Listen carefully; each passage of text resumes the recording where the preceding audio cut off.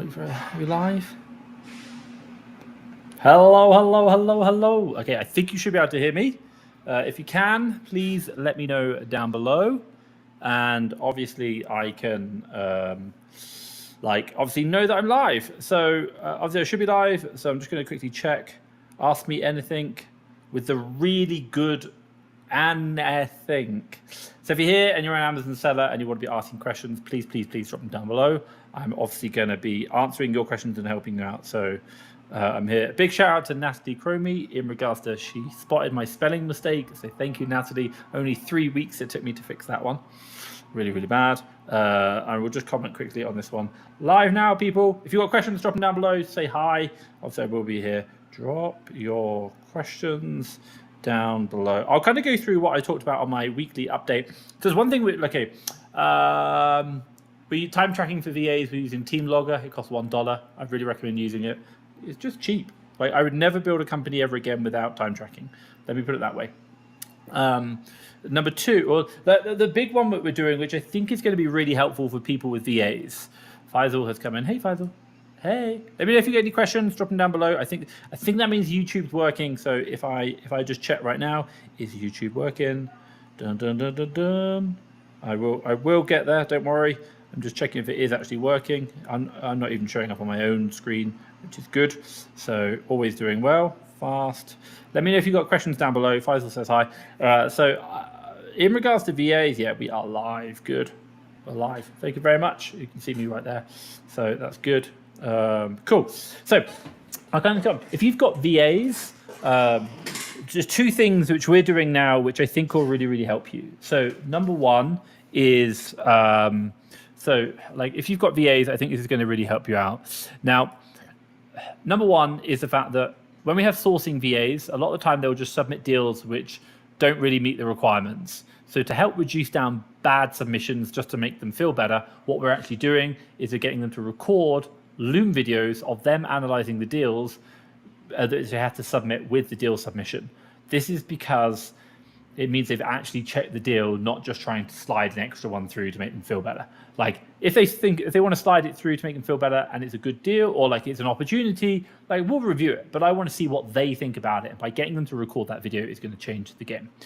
Number two, if you've got purchasing managers, the one thing that we do is, actually I have managers of managers, is we get them to carry out audits on the business, so different areas, repricing, for example. And one of the questions we ask is like, how do we know they're actually doing it to the standard required? Because the only way to check that is if I go and check their work. So the checker checks the checker. So what we do instead now is we get them to record their audits so that we can actually see that they did the work to standard. So not even like, yeah, tick box, no, but actually I want them to go through. I want to record the whole screen of it happening. So every week we're basically just saving the Loom recordings of all the audits that they've done. And the reason is if I can spot check them at any time and see what's going on and just make sure standards are being maintained, but they also know that they have to actually do it properly because it's being recorded. So that's a real game changer that's going to help you out. So that'd be really good. So let's jump on to some questions right now. If people have got questions, Faisal has said, need brand approval. That's a really good question, Faisal. But like, does that mean that you need brand approval? So if you need brand approval, so at a fundamental level, the question you're trying to ask is getting ungated. So if you're trying to get ungated, I've created a really great ungating guide. And if you literally just comment ungate down below, then obviously I'll send that to you. But number two is the fact that you really want to speak to a wholesaler, distributor, or manufacturer to get an invoice, and you need to purchase at least 10 units of a product from that brand or category, which will allow you to get ungated. Now, the big thing is it can't be a pack of 10. It's got to literally say the number 10 on the quantity column within the invoice. That's the most important thing. But that will get you ungated in like a brand or a category or multiple. For example, like Star Wars, you can do Star Wars brand. It's Disney as well because it's Disney Star Wars. You can also get you ungated in toys, and it might be like something else as well. So like you can get you ungated in so many different products if you play the game right. Top tip for you when you're trying to get ungated, do not focus on trying to make profit. Instead, just try and get your money back. Find a product which you can ungate you by 10, you can get sold quickly, and then go find the profitable products to make the profit. That's my top tip. So hope that makes sense. Oh, Faisal says, ungated, not approval, not an issue. Well, let me know what your issue is. I don't know what need brand approval means. Awis says, Awasis K says hi. Hi. LKK. Hi, Tom. I finally managed to join the live. Been watching your previous videos. Great content. Cool. Great. I'm really good. Pleased. I'm glad I can help you. Let me know if you've got questions. Obviously, I will answer them down below. That's the whole point behind doing this today, is to really help you out with questions. The big thing that I really try and do is just share back to the community. And if you guys have got questions that I can help out, not a problem. I do a lot more like coaching sessions, group coaching sessions in the Top Seller Academy. They're like, we do them every Thursday, and then also I do my seller program, my Seller Systems Academy, which is really like the high end. That's all like 6 and 7 figure sellers who are growing to that. So I do that as well every Thursday as well. But so if you're interested in them, and they're like the group calls where you're actually live on a call, we get a lot of dialogue. That works well. But these are kind of more like, write me a message. So I hope that makes sense. Let's kind of go through. So Faisal says, ungating not an issue. He says, okay, so I'll come back to it. It's a question. When setting the sell price, what average do you look at, 90 day or 100 day? Great question. So I think so for me, when we're setting the sell price of a product, and really this comes back down to like analysis, deal analysis, my top tip for you is look at the keeper chart, look at all the data on it, and what you're trying to do is predict what the price will be in the next 2 weeks, for example. This is going to be when you are buying the stock and shipping it into Amazon and the point it becomes on sale. So if you're thinking about what price should I sell it, the price should be whatever price, when you're buying, the sale price will be what price you think it is in 2 weeks. Now, within my business, we pretty much set this always, we want to see at least 25% ROI, if not 30, 35, maybe 40 and above. But our minimum will be down to 25, but we'll generally sell higher than that. But that's kind of an idea. So our minimum will be 25, but we want to make sure we're not scraping the barrel. We're actually going to be a lot higher, but that will kind of be the sale price. Now, you did specifically ask, do you look at 90 day or 180? So if I give you a really good example, if the last 90 to 180 day sales, I think the best way, the sale price of a product, or analyzing a sale price of a product, should we look at like 90 day, 180? What do we look at? I'd only look at the historical if it's relative to how I believe it's going to be in the future. For example, if in the last 180 days it had 20 sellers and a lot of stock on the listing, and the price is crashing, but right now the price is kind of recovered a bit more, there are no sellers on the listing, then I would suspect that the price would be going up, not staying low like it has been over the last 90 or 180 days. So 90 and 180 day numbers are good, but they're only good if everything else is the same, i.e. competition. If the competition has changed dramatically over that period, then I would not look at those numbers, because I feel that they would not be a true reflection of what would be happening in the future. So that would be my answer. And Akili K, let me know if that answers your question. Faisal, I don't know what you're like. Faisal, you said hi, need brand approval, ungating not an issue, and now you're asking, and you said ungating is not a problem, and then how to find profitable products. Like, I'm really confused at what you want. Like, please be specific in regards to the question that you're asking, and I can give you a very good answer. So I do have a really good habit of answering every question. So do drop it down below. Find profitable products. Simple answer, if you're I'll just say it now. Like, if you're trying to find profitable products, I've got a really good video coming out on my top 100, and in that, the way we really look at it is, number one, I get the top 100 suppliers that we've got. Number two, I would actually look at a category. For example, actually, let me do that again. I'll kind of do that again. So if you're trying to find profitable products, what would I suggest? Number one, start with a category. Could be any category, preferably one that you're interested in. Number two, and it could be, say, for example, I don't know, sportswear. Now, number two, what you're going to be looking for is the fact that within that category, there are going to be certain brands which are going to be what's known as like safe brands. These are brands which they have no Amazon selling, they have no IP complaints, and the brand themselves don't sell. So you're going to remove all the brands which have those requirements, and what you're left with, make sure that they are good. And generally, there's going to be a lot of products. Number three, I'd get our top 100 supplier list. I would go through every single one of the suppliers, and I would look for those suppliers which are selling the brands which are good from that subcategory and the brands in that subcategory which work for you. Number five, I would go through all of those suppliers, and I'd be checking those suppliers for deals, and I'd be placing orders. And what I'm specifically looking for is those suppliers which allow me to buy bigger. And generally they have coupon codes, voucher codes, cashbacks. They're the things that I'm looking for. Then I'm going to be removing the suppliers which don't allow me to buy big or cancel my orders, and I'm going to be left with a category, a number of brands that I like, and I'm going to be left with a number of suppliers which I can buy big on. And preferably they can have cashback and coupon codes. Then what I'm going to do is spend all my time focusing on those suppliers for those brands, using their newsletters, coupon codes, and I'm going to be doubling down just on that. And I'm going to be trying to find as many products as I can and getting them in stock at all times. That is it. It's really simple. I'm not scanning, looking for different products. I'm going to build up domain knowledge within a specific category with specific brands, and I'm going to focus on getting them in stock. That is it. That is the exact way which we're doing, like what I shared in a video coming up this Thursday. I think you'll like it. So Faisal, I hope that makes sense. Vutran, hey Vutran, what reprice are you currently using? Great question. So in regards to reprices, there are 3 reprices that we recommend, and it depends on you and where you're at in the level wise. So number 1, we recommend Be Cool to start with. Super cheap, $25 per month. It works. Like, it's very simple and easy to use. We like that. Number 2, the next one we kind of use, which is between probably like 5,000 a month and maybe up to 10,000 a month in sales, would be Seller Toolkit. Now, the reason why I quite like this one is because not only does it have a full P&L and repricer in one, it has inventory reclaims, but it has really good automations that move between them. So I really like that as well.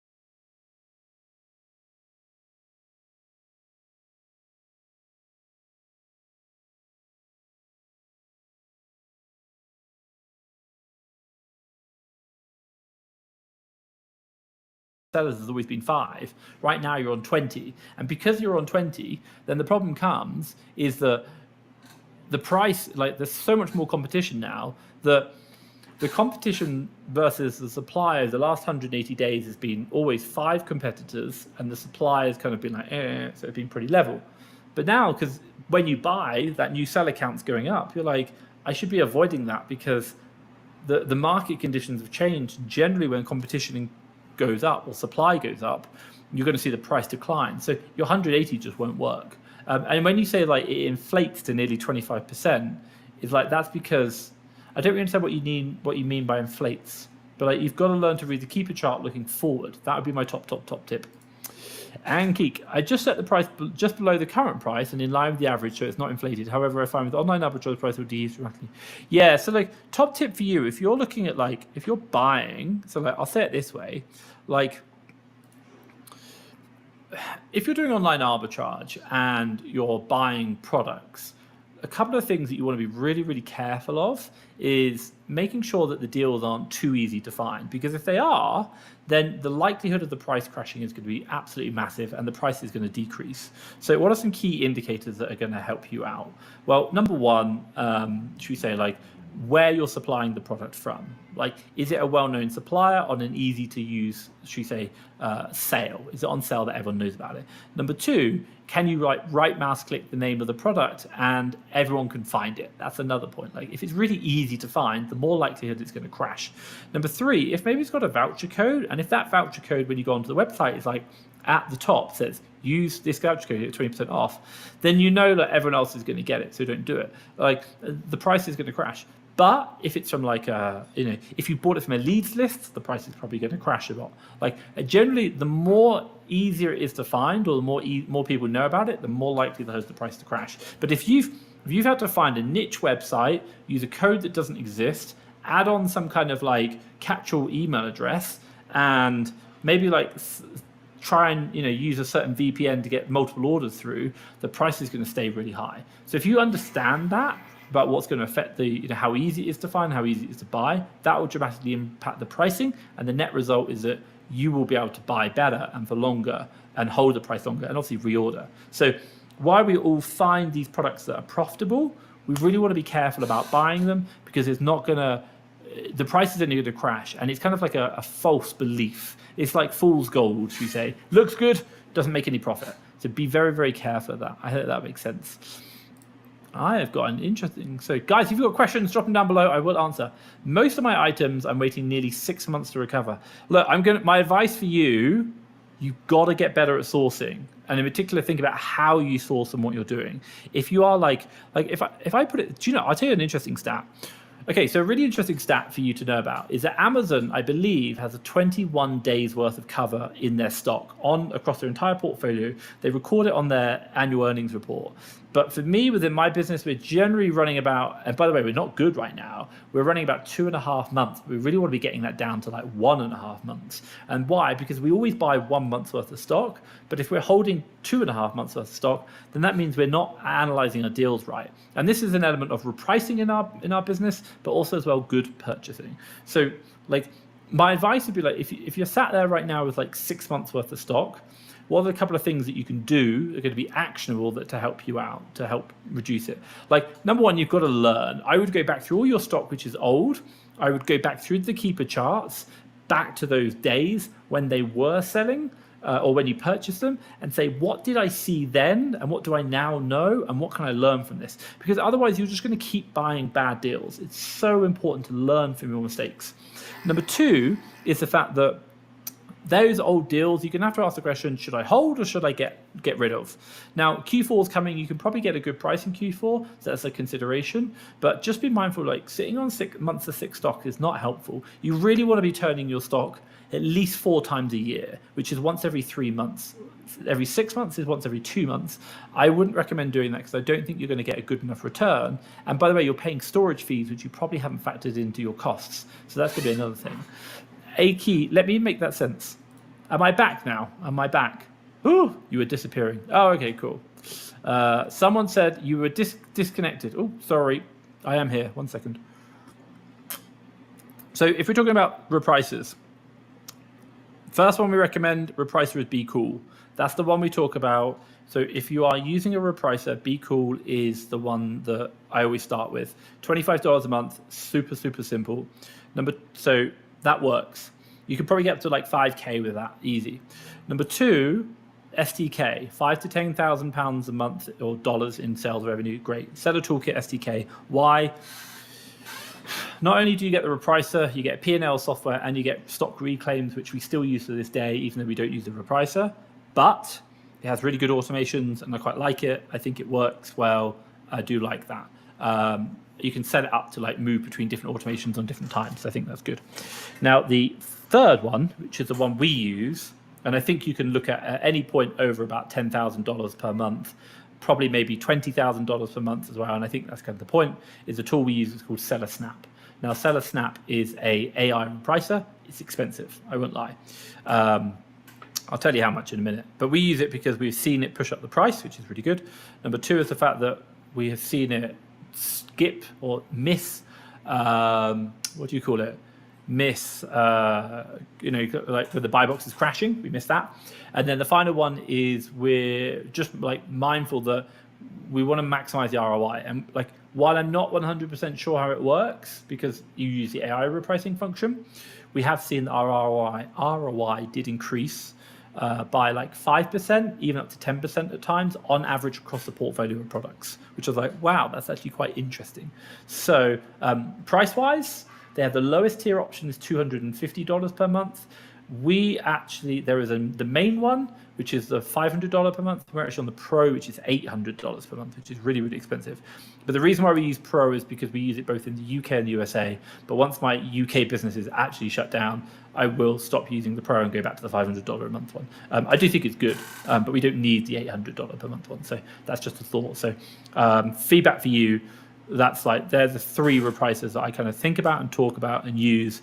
Number one, because they're easy, they work, and it depends where you're at, what levels, because the cost is a really, really important point. So Vu Tran, are you from Vietnam? Vu Tran, let me know where you're from. I am back. Fantastic. I hope that answered your question. So I'm back. I did get an excellent advice from Faisal. I'm not sure if I got that right. Please correct me if I'm right. And Akil, great advice, Tom. Guys, if you've got any questions, please drop them down below. It is me and a cup of coffee and you guys for an hour so we can have a chit chat.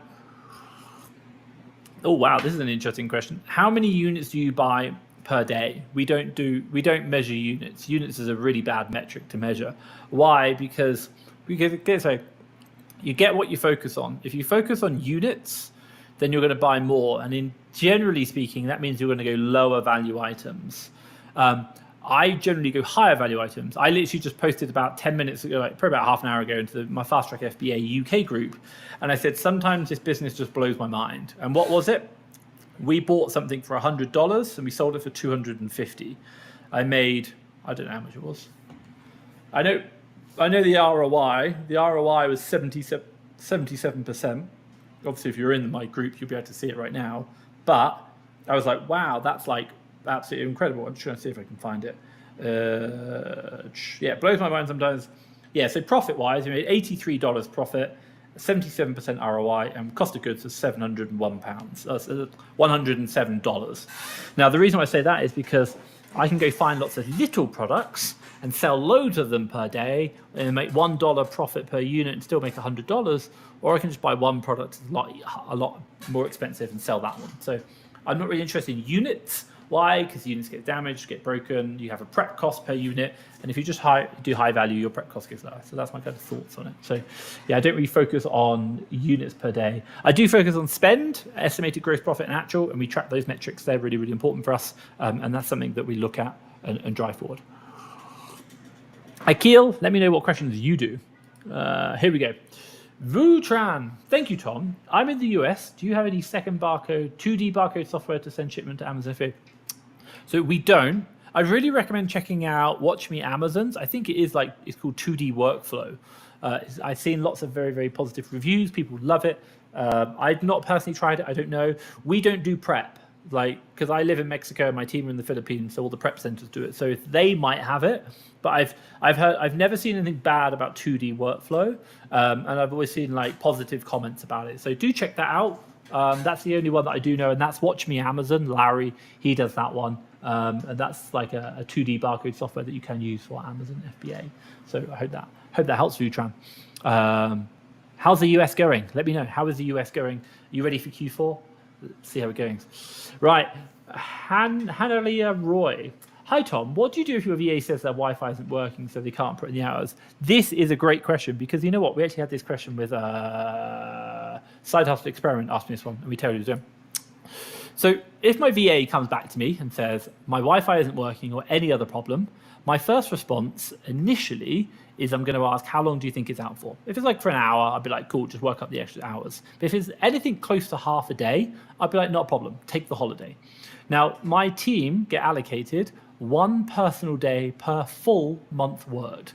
And if they have Wi-Fi problems, if they are sick, if they want to take a holiday, then all of this comes out of their holiday allowance. So I allow them to do half a day, or if they're off for the whole day, they'll do the whole day. Now, I will add, in addition to this, you want to make sure that you're doing time tracking. Why? Because if you say take a half day, and they don't actually work the whole day, then that's going to show up on time tracking. So we're relying on trust. And don't get me wrong, I do trust my team, but also as well, I like to show checks and balances, and time tracking shows us that checks and balances because it shows me a report at the end of the week of the hours worked. So in the event the Wi-Fi doesn't work, and literally I had it yesterday, and by the way, if the Wi-Fi doesn't work, there's two things. I will add to this as well. Let me add to this. I'll see if I can actually get the screenshot.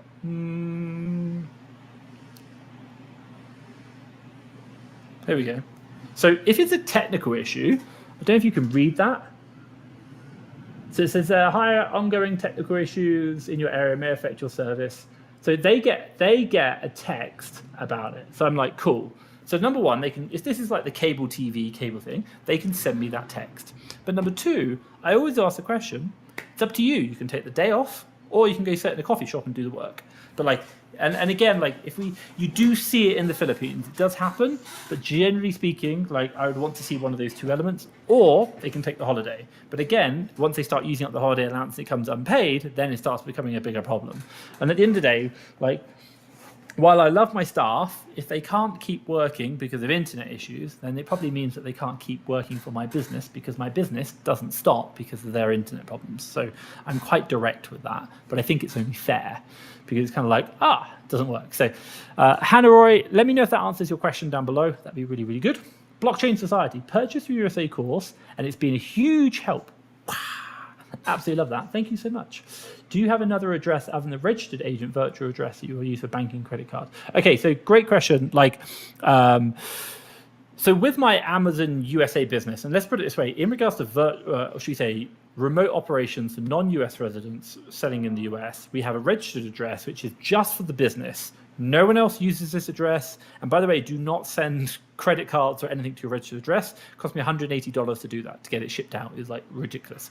But you do get a virtual address, and we use that virtual address for everything. So my Amex goes there, my Mercury card, for example, anything else goes there, like, you know, Wise, they all go to the virtual address. Now, once they're in the virtual address, they can go to other places, or they'll have a forwarding address. But generally speaking, we'll always go to the virtual address, but I don't need any other addresses. Also, we have a prep center. You can ship stuff there, but that's another address. But anything like for official documents, like official is the registered, banking, everything else is the virtual address, and that works. But by the way, when you talk about like building credit, you're also like, top tip for you, create your Bradson Dunn Street number as well. That's a bit of a pain to do, but do create that. And we actually sign up to nav.com because you can track your business credit and, you know, your credit rating number, and we will just keep continue to track that. So that really helps out as well. And again, like, by the way, it's like a 3-year process of trying to build business credit. It's hard, but we will continue to build that as we go through the journey.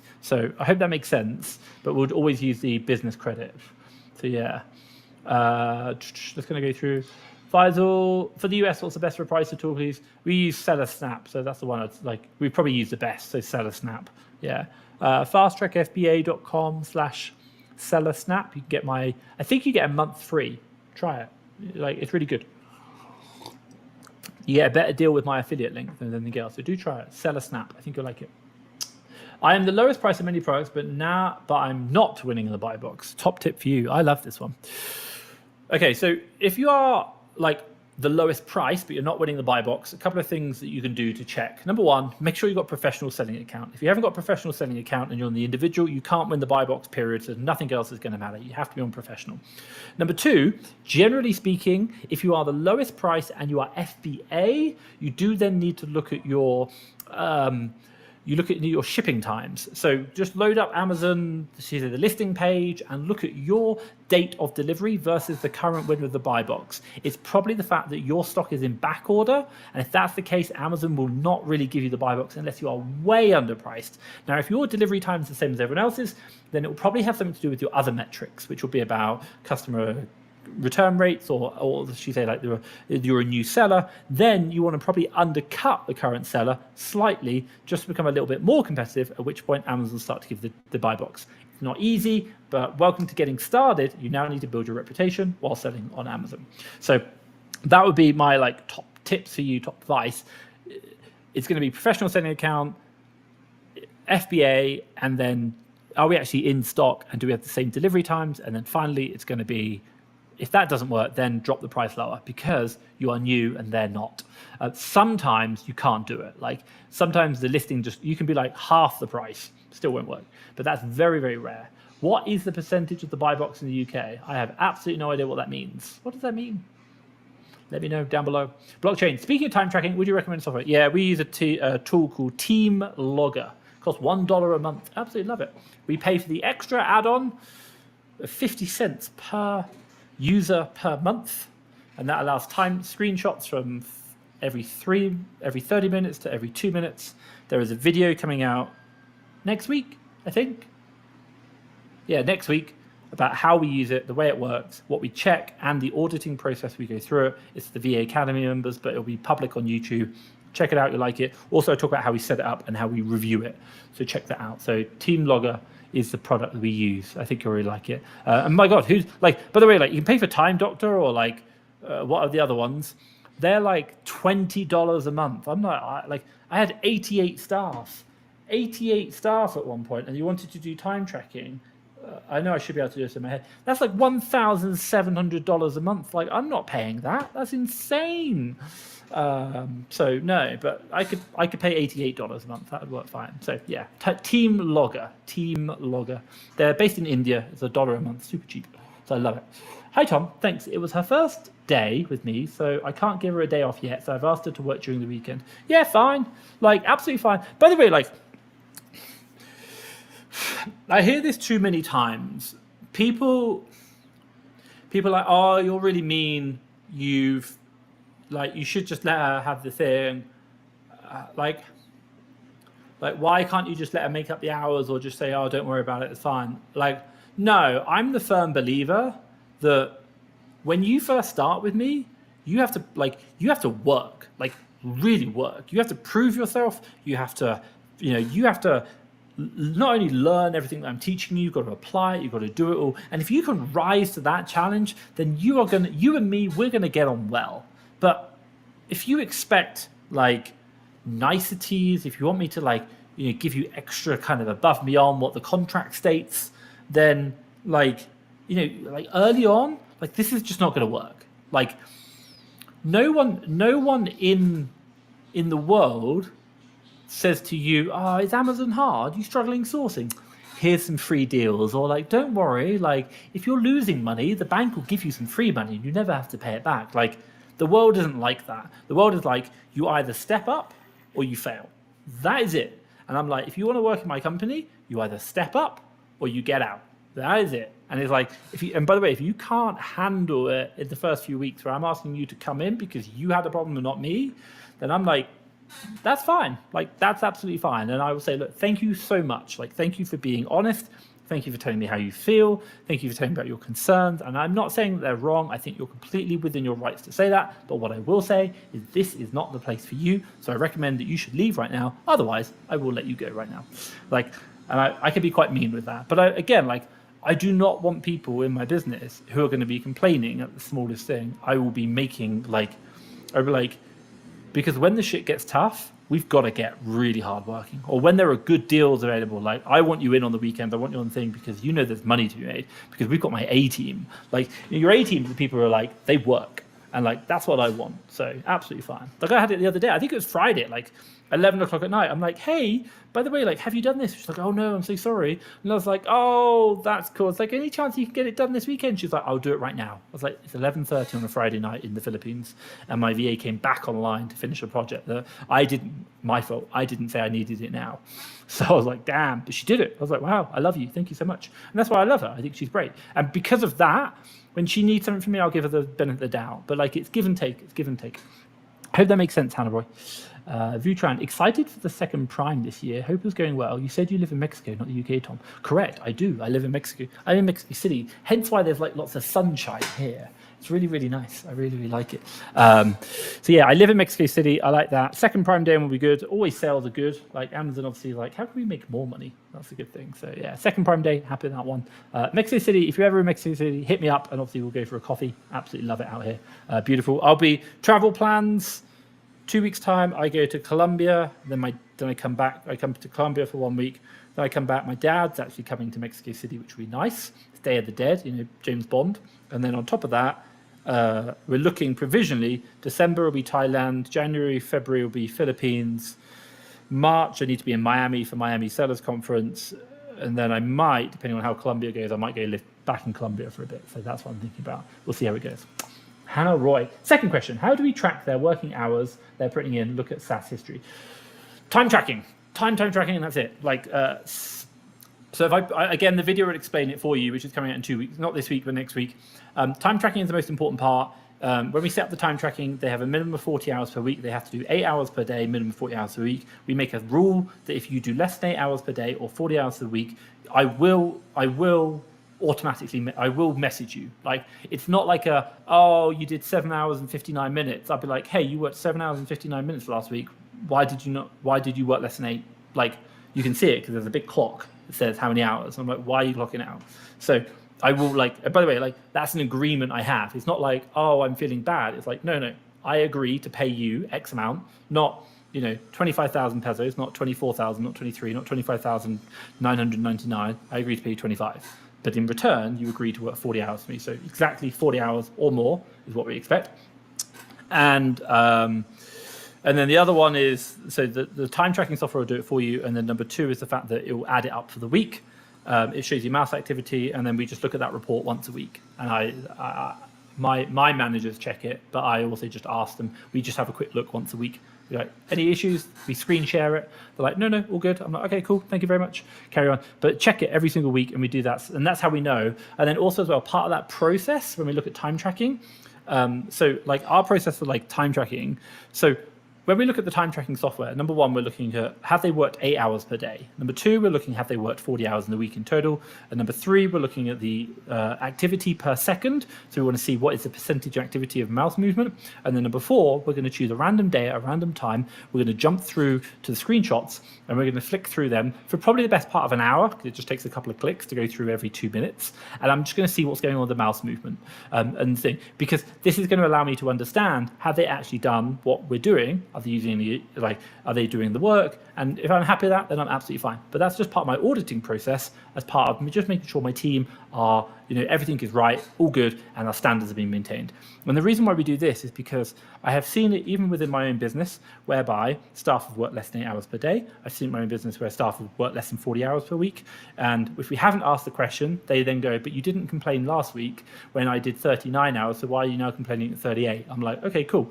Going forward, any 1 minute under 40, I'm now complaining. I'm now asking the question. And then I've also seen it in my own business whereby staff have used mouse moving software. Like, I've seen that. I've seen, and by the way, even the reason why we do the time checking as well, the screenshots, I've seen it in my own business whereby my staff have watched YouTube for 5 hours. The guy left, but again, everything looked right. Why? Because he was using the computer as expected, but he was watching YouTube for 5 hours. And I'm like, I'm not here to pay you to watch YouTube. And so as a result, that's not good enough. But again, like, and that guy had been in my business 3 years, and he did a very, very good job. And unfortunately, even good staff do go bad. And for us, we have to have these processes in place so that we uphold the standards, uphold the way we operate. So that's my kind of like advice for you. Let's go profit-wise, FBA or FBM, which is best? I don't know. It's up to you. Like, it's really up to you. Like, I know people doing FBM absolutely killing it. I know people doing FBA absolutely killing it. Amazon lit do 60 million in FBA. I reckon I know someone doing 200 million, probably half of it is FBM. So, like, there's so much opportunity. Which one's easier? Probably say FBA. That's one I'd go for. But you could probably, if you want to make more profit, FBM. FBM? Yeah, FBM, because you can turn your money quicker, because you can ship it out. That'd be it. But it's more complex. Do leads from fast track FBA get saturated often? Do you track these? So we don't really track them, if that makes sense. Do they get saturated? They will get saturated at times, but all leads will get saturated at times. I'd like to think that they don't get saturated as much as maybe other ones. Why? Because I don't really know any other leads list provider which will only share UK leads with 5 sellers and USA with 10. Most USA leads list providers will share with 50. So very high likelihood of saturation. We don't have that. But it's not to say that even if we shared it with 1, it wouldn't get saturated because another leads list could find it. So that would be like my feedback on leads lists. That's the point. But they do work. And like, by the way, like, if you've what are my kind of like top tips for you in regards to leads lists? So if you've got a leads list, or how should you be using leads lists? Like, leads list should not be your only source of method or sourcing. Leads list should be a gateway into finding more products and more suppliers. And let me give you 2 examples. Number 1, if you've got a product, let's say, for example, it's cat food beef flavor, well, you should go have a look for the cat food chicken, cat food fish flavor of exactly the same brand on the same supplier. Odds on you're probably going to find more deals because generally you don't have one product. You have like a selection on discount for the supplier, and you're going to now find more deals. So that should be step 1. Number 2, you're now going to find more suppliers. Maybe it's like pets.com or something, or Walmart. You never knew of Walmart. Now you do. Cool. Now you can go look at this supplier. So if you haven't got much time to go find new suppliers, this is going to help you out. Now, in addition to this, you can layer across both of them, whereby not only you open up new suppliers, but also find new deals. You can also find new brands that you might focus on. What you might do is sign up to a leads list for like, I don't know, a month, 2 months, 3 months, and you're going to start finding new suppliers, products obviously to resell, but also brands that you like. And then maybe after that, you're now going to go look for those brands across the suppliers and see what other deals you can buy, because generally that's the way we operate. So that's going to really, really help you out. In addition to that, you might get some voucher codes, coupon codes that you never knew about, and that's going to even bring down the price even further. So those top tips are just going to really help you utilize or get the most out of leads lists. And don't just go into them saying, oh, I want some good deals. Start thinking about them like, how could they help me find more deals? That's what you're looking for. So I hope that makes sense. Vutrang, interesting. Thanks, Tom. I hope that answered. You were talking about VAs, weren't you? Second Prime Day. Oh, I live in Mexico. Yeah, I do. That's cool. Honey Roy says, thanks, Tom. Big help. Cool. More than happy. Let me know if there's anything else I can do. And Alice says, hi to Annie in the UK. Hi, Annie in the UK. Hey. Cool. Guys and girls, let me know if you've got questions down below. Obviously, it's just me today, chilling out, maxing out. Like on the microphone, not Jay-Z at all, or Will Smith, but obviously just helping you out, drinking a nice cup of coffee. Everyone loves coffee. I think that's quite a good picture, isn't it? Do you like my camera? My camera's got a good picture. Well, hey, I like that. That's definitely going to be the thumbnail. YouTube's going to choose that as the thumbnail. So yeah, like in my business, really audit processes. And by the way, like you might be sitting here going like, Tom, you always talk about like processes and doing stuff. We really want to be hearing about the like sourcing and doing all this stuff and like where the deals are. I'm like, look, at the end of the day, if I'm focusing always on like finding that deal, I'm always going to be looking for it. What I'm looking at doing is trying to improve the way my team find deals. And when we found them, how do we analyze them better?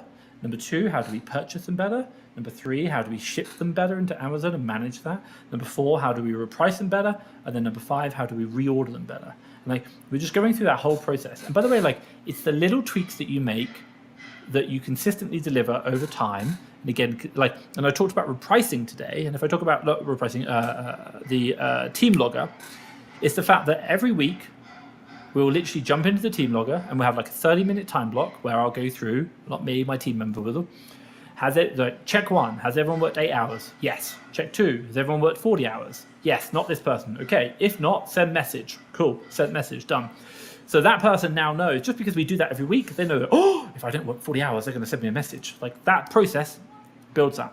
Step 3, for each person, load up their screenshots, skim through 1 hour. Cool, click. How are we seeing anything untowards that we need to investigate further? If no, carry on.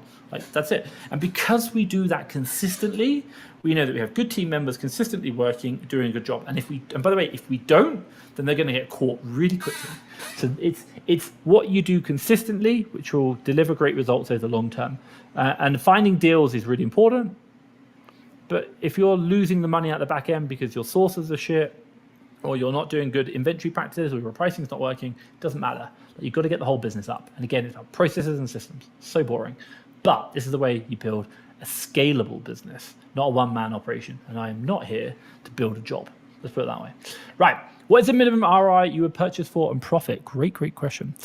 So when we're looking to do purchasing, our minimum ROI for the first order will generally be around 35%. But we may go down to 30 if we know there's cash back from a good supplier that we know. Now, on top of this, we'll actually go down to 25% for reordering. And the reason is because we're happy to take a lower ROI for the purchase on reorder because we already have the refund data and we already understand how the product sells. So that we're absolutely fine with. But for the initial purchase, generally 35%, or if it's 30, if we already know there's cash back. That's it. Now, top tip for you in regards to ordering ROI, we don't really include cash back in the calculation unless we pretty much know the supplier's guaranteed. That's it. And also our min price is 25% ROI. So the moment we ship something in, it could go down to 25 straight away. We'd sell it and we're like, cool, buy again. That would be the way it works. So I hope that makes sense. Why is it taking so long to inbound products from Amazon? So our prep center today said there's a 2-week wait on Amazon. Sorry about that. Amazon right now, USA, 2-week wait. Not good, not good. Andrew, are you still selling in the UK? Technically, yes. Am I still buying in the UK? No. Like, we're still selling because we still have stock in our store, but we're trying to run it down. By the way, I closed it down in like April. It's now October. It shows you how much stock I had. Like, so much. I think it was like maybe 500,000. Don't quote me. It was like a lot of stock. Yeah, a lot of stock. Let's kind of go through. Warren Holland. Hey, Warren.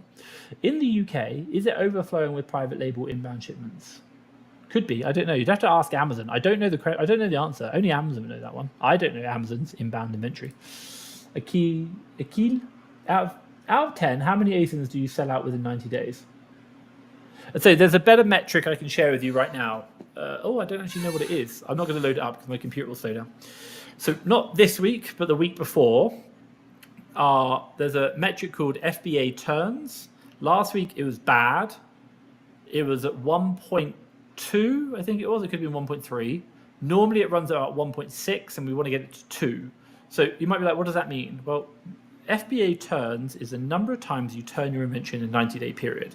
So if it's 1, you turn your inventory once in 90 days. So that means like how many times you sell your product through in 90 days. So that would be 1. Last week we were, I think, 1.2. So that means we'd sell it in like 75 days, like 1.2 turns. Whereas if you're 2, you would sell it once every 45 days. So ideally, you want to be like 2 and above. But we run about 1.6, so you're probably looking about 2 months worth of stock. So if we had 90, like we probably hold about 60 days worth of stock, which isn't ideal. We want to get it down to 30 days. That's where we want to be. Like 3 would be the target. That's the goal. So out of 10 ASINs, like you don't really do it out of 10. You do inventory turns. That's the way we look at it. You can see it in FBA, Seller Central, FBA or inventory FBA, and then it's like dashboard, I think it is, or like inventory shipping or something. You'll find that. Thoughts on FBA Multitool and Buybot Pro, Tom? We use SaaS, SellerAmp. I prefer it to both of them. FBA Multitool is like, Buybot Pro is like, it's okay. We actually use it in the VA Academy. But SellerAmp, I think is like the best one out of all of them. And generally, I think it's cheaper, faster, and the guy is an actual seller. Like, he sold millions on Amazon, so I know him personally. So SellerAmp is the one we use. If you're interested, go to fasttrackfba.com/tools. You can just literally go to the fasttrackfba.com, and you go up top left, resources and tools, and there's a link to SellerAmp. You get 50% off your first month as well. Like, use that one. That's going to help you out as well. Faisal, you're back with this new approval. I don't really understand. What's the problem? I don't understand what your problem is. Like, you keep telling like new approval. Like, I don't understand like what you're after. You say advice or brand approval. Like, what's the brand? What's the thing? And by the way, you said share best distributor's name if you can. Have you got my ungating guide? Like, literally just comment ungate down below, and we'll send it to you. And in there it has the distributors and the wholesalers will help you get ungated. Literally, like, I wrote a 20-page ungating guide on how to get ungated. Like, this is like everything we know about getting ungated. Even one supplier that will get you ungated for everyone, all brands, all things. It's incredible. And it's in that document. And it's free. I don't even charge for it. Just write the word ungate down below. My team will send it to you. But I think I answered all this. I don't remember. And you said you already got it. So I don't understand why you're like asking me like, how do I get ungated? It's so simple. What FAQ plays? Is it okay if the product has many competitors like 30 to 50? Great question. Okay, so look. Let's answer it this way. So when I'm doing my analysis in regards to a product, and if I'm looking at the competitors and it's really high, and I'm worried maybe it's like 30 to 50, the real question you're trying to ask is how many do I sell? So if the product was only selling 30 to 50 units per month, the listing, and there's 30 to 50 sellers on it, then yeah, I'd be really worried, because that might mean that if I came on, I might only get 1 sale per month if everyone was sharing. But if the listing itself was selling 10,000 and there were 30 to 50 sellers on the listing, then I wouldn't really worry, because I think everyone would get like 200 sales, for example. Could be more than that. But the idea is that it's all relevant. Like you're looking at working out, generally speaking, listing sales divided by the number of people on or around the buy box will give you a rough estimation of how many people will actually, or how many sales per month you will make on this product. Obviously, caveat, if it's a variation listing, make sure you do your variation checking. That's a really important point to adjust the listing sales. But if it still works out good, fantastic. Within my own business, we have a metric that we look at, is we look at listing sales multiplied by profit per unit. If that isn't over about $100, I'm generally not really interested. But sometimes I can go a bit low if it's like $80 and I'm going to be the only seller. But as a very quick rule of thumb, if the profit is low and the sales and the number of unit sales per month are low, I'm probably not going to waste my time, because I'd much rather go find another product where it's a higher value product and maybe I can sell 2 or 3 per month, but each one's going to make me $100. Now all of a sudden I'm making $300 profit per unit per month. That I like the sound of.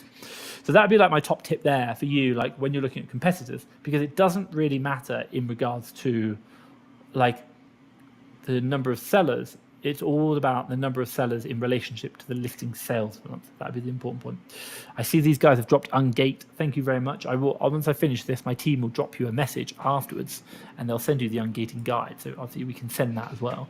So yeah, it's free. It's absolutely free. Like, it really helps you out. So do check that out.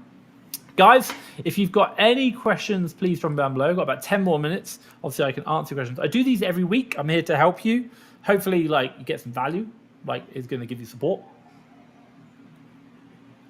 Nearly finished my coffee. So hopefully that's going to help you out. But let me know if you've got a question down below.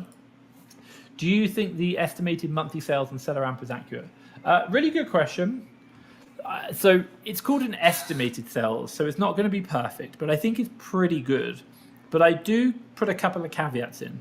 Number one, you need to learn how to read the keeper chart. If the keeper chart has some like weird anomalies, like it's a merge listing and now it's not, that's going to really skew up what seller amp says. Number two, variations. You've got to learn to read your variations and understand how to do that. That's so important. Number three, whenever we do my purchasing within my business, we always take 2 data points for estimated sales per month. Now, this could be your previous sales. That's fine. We always use that for reorders. But if we're doing a first initial order, what we will do is we'll either look at one data point will be like seller amp, for example. Another data point might be the review count. You can do a rough estimation of that. It might be the fact that we're looking at, now Keeper actually tells you like 50, 100, 250 units sold per month. That could be another data point. It could be if it's really slow, Keeper drops, but please don't take my word on that one. It's only if it's like really slow, you can possibly count that. Number 4, another data point you can look at, which could be go into the Keeper, go into the data tab, go into the offers tab, and look at the historical offers for Prime, and just count the stock movement down. Just get a rough feel for what you think it is. That's going to be so important, because and what we're looking for is we're looking for like, okay, seller amp says this number. When I look at the review counts, I estimate this sales. And when I look at Amazon's or the Keeper data, it's showing me this. And when I actually even count the drops on the, like when I count the stock drops for the, the sellers, I see this. You're going to get like 3 or 4 different numbers. And what you're going to be is like, well, all these 3 numbers are kind of down here and this one's really up here. So I'm probably going to say it's more like here, for example. So that's what I'm going to be doing, because I'm just trying to build a picture. And then that's going to inform me to make an informed test purchase. Then once I've done the test purchase, now I have real data. Now I have my own sales per month. And from that, I can get much, much better accurate listings. So that'd be my kind of like point in regards to like, I think seller amp's pretty good. Is it perfect? No, but I would never rely on any one data point in isolation. I would always look at the whole bigger picture overall and make an educated guess, and that's what we're doing. So I hope that makes sense. Faisal says thank you. Hey Faisal, no problem. Benajar, how do you analyze data to set your sale price for a product? Sometimes FBA sellers have a higher price to the buy box price, but according to Keeper, the buy box already goes to that price. I think it's... I analyze it based on what I think it's going to be, but just because some other sellers put it really high doesn't mean it's actually going to go to that price. Most of the time, I probably think the sellers are like, they set the repricer up wrong and they got it wrong. That'd be it. So I wouldn't look at other sellers as like, oh, why are they setting it so high? I'd be like, why are you setting it so high? Like, I would never expect it to sell there. If I can go into the Keeper data offer tab and look at their stock and see their stock is going down and they're selling at that price, fantastic, set it up high. But I'd be looking at it going, I don't think you're right. Like, I really don't think so. So that would be my my point. Faisal, you will get that when I get off the call. We'll send you the ungating guide. So yeah, Beninger, let me know if that answers your question. But just because someone else does it doesn't mean it's right. Look at the data. Most of the time, people who are way off the buy box is because their repricer set up wrong. That's an important point. Watchafa plays. Thank you for your help. You're welcome. Hit the like button if you like this. Maybe hit the share button. Tag me on social media. Just literally click share and then go put it in your social media. Just want to thank Tom/FastTrackFBA or at FastTrackFBA for the live. Come join me. If you do that, I'll reshare it and I'll absolutely love you. So thank you so much. Brandon, how do you get ungated when buying retail? So I'm going to call retail like online retail as well. Like you can't really get ungated with retail suppliers unless you're doing like brand direct, like Nike. You go to Nike store. That sometimes works. But if you just comment ungate down below, I'll reply back after the call, and you'll be able to get my ungating guide. And the net result of that is the fact that it's going to help. It just kind of supports you in knowing which wholesalers are going to get you ungated. But even if you're doing OA, you generally need to get like wholesale, distribution, or manufacturer. Most of the time it will be wholesale. But once you start getting enough sales, you will then be able to like just automatically get ungated. That'll be it. So really simple. But Brandon, drop the word ungate down below. My team will drop you a link to a free guide, which I have, 20-page ungating guide with suppliers that will help you get ungated that you can do using retail as well. And it's got one supplier which works for everyone. I think you'll like it. Benajar, so it's advisable to keep within the buy box range, especially in Q4. It's up to you. Like, it's very ASIN specific. Like, if you want to hold your price high because you think it's going to go higher in December, fantastic. And you want to hold, do it. If not, then match in the middle with the buy box. Like, again, it's really up to you. And by the way, like, you should do this analysis before you sell, before you purchase, sorry. So that you already know what price you want to sell for. Like when we buy a product, we know what price we want to sell for. Now we might change that if the market conditions change dramatically, but we're pretty good at predicting like what's going on, and we can kind of see that. So that'd be my kind of advice to you. So Benajar, let me know if that answers your question. We'll go from there. Guys, Brandon's done the ungate. So if you do want the ungate guide or the ungating guide, do write the word ungate down below.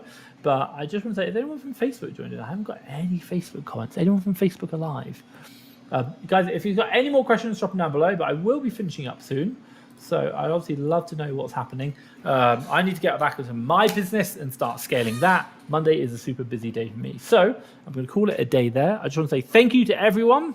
It's been a real pleasure. Drop the word ungate down below if you want my ungating guide. And obviously I will catch up with you same time next week. Stay safe. Bye-bye.